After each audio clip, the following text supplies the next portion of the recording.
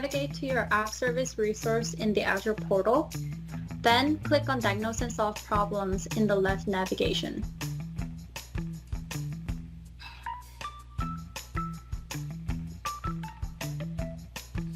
Once you're in the landing page of App Service Diagnostics, click on Availability and Performance under Troubleshooting categories.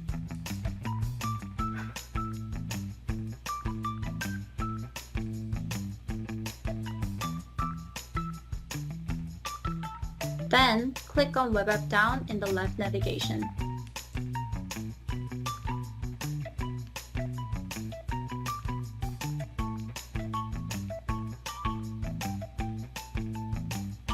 You'll see observations and solutions related to Web App Down issues. Scroll below and locate HTTP server error. Click on View More Details.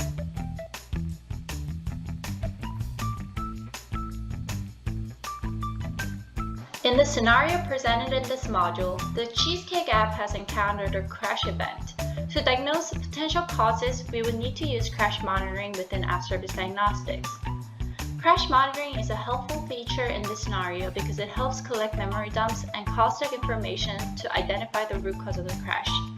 To locate this feature, go to Diagnostic Tools within App Service Diagnostics.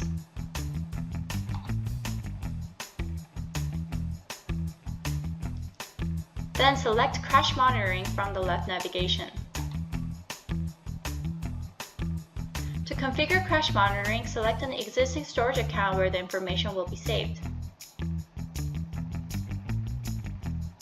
Then configure the start and end time using the time picker and choose the number of dumps you want to collect.